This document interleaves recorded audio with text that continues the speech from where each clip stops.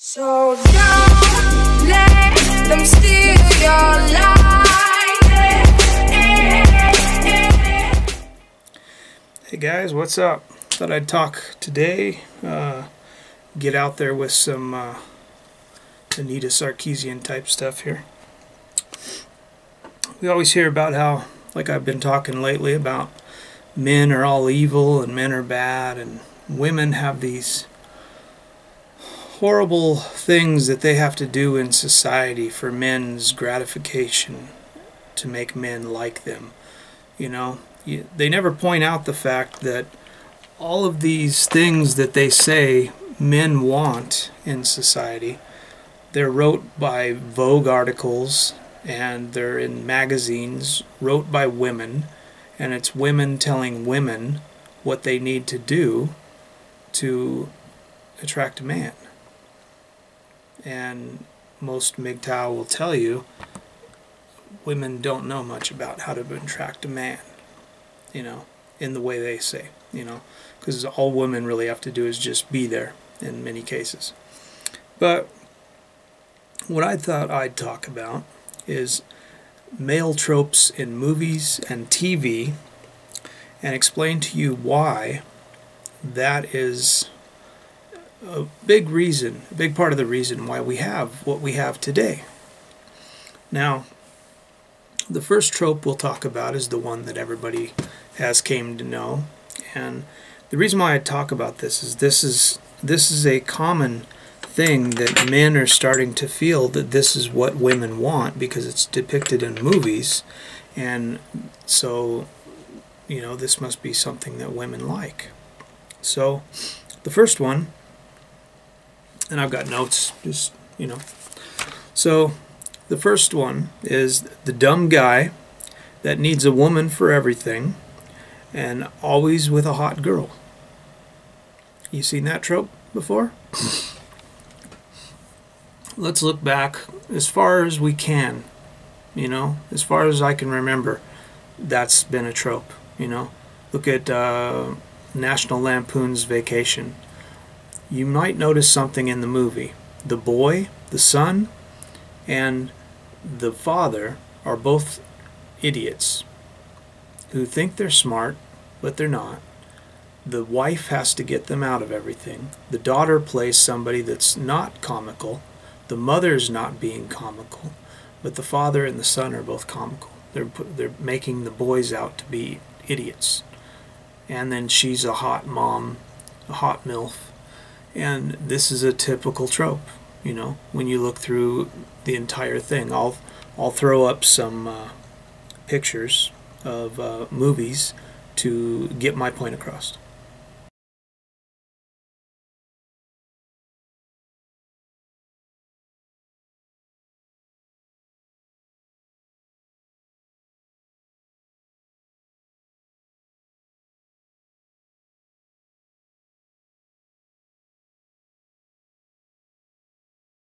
Now, the next one that I'll point out is the muscle-bound jock killer and womanizer.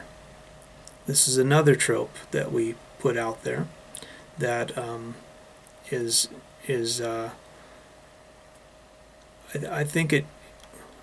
don't think it really does anything bad in society. It's just, you know, I'm just kind of pointing this out to show you how ironic it is and how hypocritical it is for Anita Sarkeesian to be pointing out these kind of ignorant things. Because when you look at male tropes, you can find the same exact things that she finds in female tropes. You know, many bodybuilders have came out and said that they have this unrealistic idea of what it means to be a man and how they have to look, because when they were a kid they watched movies and TV shows like He-Man and Rambo and Arnold Schwarzenegger, and, you know, all these movies that came out in the 80s with Dolph Lundgren and all these things, where men thought to be a man you have to play football, you have to play some kind of a sport, you have to be a big masculine man, and you have to probably in most cases take steroids. And in many cases these men are sick now. They're actually ruining their health trying to look like this unrealistic idea of what a man was depicted as in a movie because they wanted the approval of a woman. And the funny thing is just the same as most of these things that happen with women's movies and with women's magazines, women don't really care about that kind of stuff. A lot of women don't like big, muscle-bound guys. There are girls that do like that, but in most cases, most women don't find that attractive. They don't find big, giant, muscly guys that are all waxed up looking like that. They don't find that to be sexy. Who does find that sexy is gay men, you know. And I'll put up some tropes to show you that.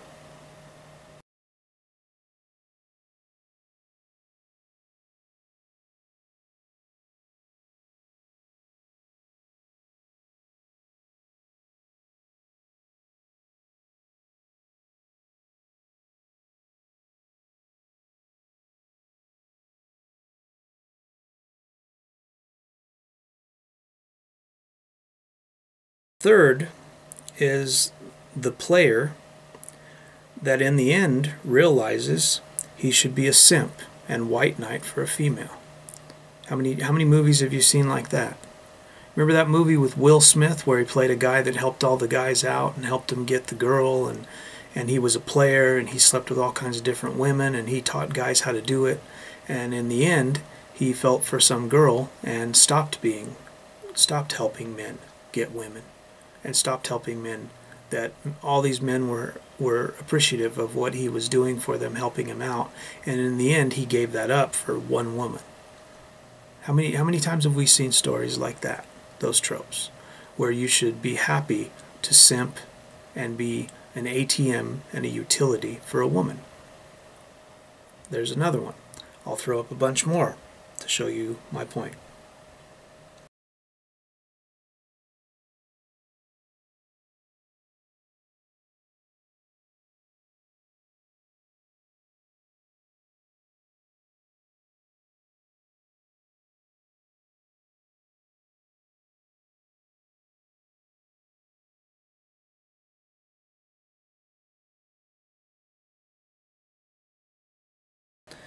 Now, number 4.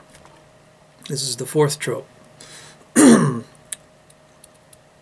love interest that follows a woman for years and finally gets the girl when she hits the wall and he has to raise someone else's kids or be with a woman that couldn't find anyone to marry. How many times have we seen that trope? There was a movie that I just watched the other night, actually, with a girl that some guy met in high school, and he liked her. He was kind of a fat, dorky kid. They were best friends. He wrote in his yearbook that he loved her and all this stuff, and he ended up moving to L.A., still liked her. 10 years later on, he came back for his 10-year anniversary, and he was a big-time film producer, or like, not a film producer, he was a big-time, like somebody that takes care of bands and movie stars and stuff like this. He was like their agent, and he was always hanging out with all these highfalutin big stars. He had models throwing themselves at him, and in the end of this movie, he goes back with the girl that he met in high school. You know, why would any guy do that? I don't know of any other story of any guy that would do that in real life, you know. But this always happens in movies. This is something that is thrown out there. I think it's skewed the aspects of what a relationship is in the United States and in many countries. And it's fucking up a lot of guys' heads, and it's also fucking up a lot of girls' heads that watch these movies and think that it's a cool thing to be, you know. And I'll throw up some tropes to show you that.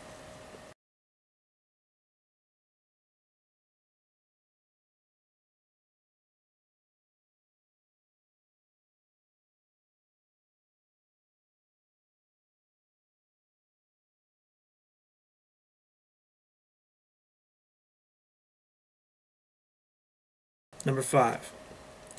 The guy that stays with his wife even after she cheats tells men that it's fine to trust a woman even when she does that and uses you.